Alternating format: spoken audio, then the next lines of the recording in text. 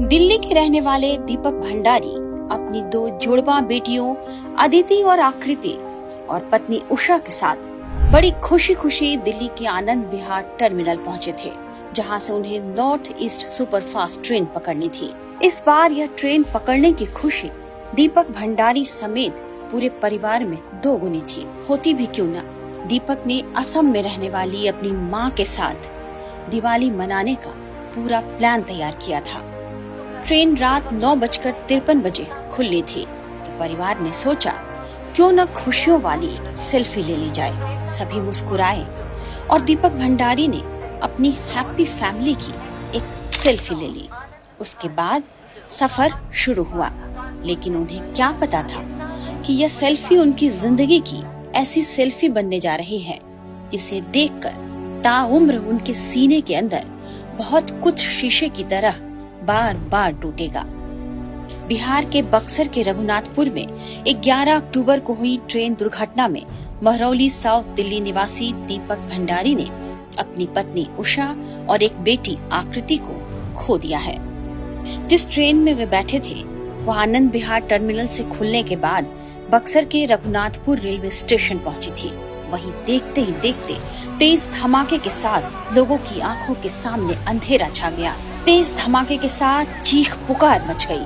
Train की 3 बोगियां पूरी तरह से पलट गईं, जबकि बाकी सभी बोगियां पटरी से उतर गईं। और इस तरह दीपक भंडारी की वो सेल्फी उनकी यादों की आखिरी सेल्फी बन गई। देखते ही देखते उनके खुशियों का परिवार तिनके की तरह बिखर गया। अब कभी सेल्फी में पत्नी और बेटी आकृति नहीं होगी। बकौल दीपक भंडारी वे अपनी पत्नी और जुड़वा बेटियों के साथ नॉर्थ ईस्ट एक्सप्रेस की 3rd AC बोगी B7 में सवार होकर न्यू जलपाईगुड़ी जा रहे थे। हादसे से ठीक पहले उन्होंने अपनी पत्नी और बेटियों को खाने के लिए जगाया था, लेकिन उन्हें क्या पता था कि उनकी एक बेटी और पत्नी थोड़ी देर बाद हमेशा के लिए सो जाने वाले हैं।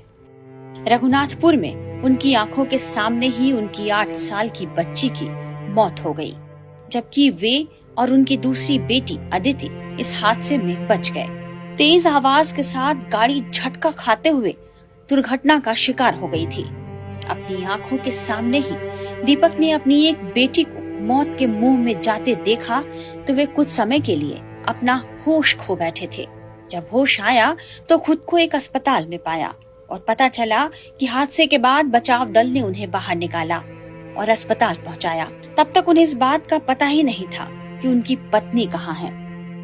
दीपक अपनी दूसरी बेटी के साथ अस्पताल में पत्नी के सही सलामत लौटने का इंतजार कर रहे थे, लेकिन अभी एक और बुरी खबर उनका इंतजार कर रही थी, जिसने उन्हें बदहवास कर दिया। उनकी पत्नी का शव भी अब उनके सामने था। वहीं उनकी बेटी का शव कोच के नीचे फंस गया था। इसे घटना के करीब 1.5 घंटे बाद NDRF और SDRF की टीमों ने बड़ी मुश्किल से बाहर निकाला।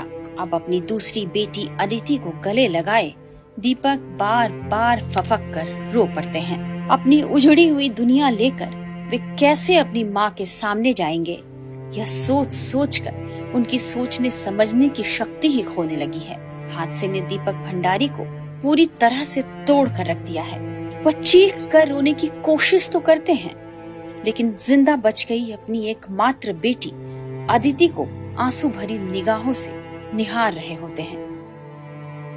दीपक से उनकी बेटी बार बार यही पूछ रही है, पापा, दीदी और माँ कहाँ हैं? जिसका जवाब फिलहाल तो दीपक के पास नहीं है। टाइम्स नाउ नव भारत डिजिटल की रिपोर्ट।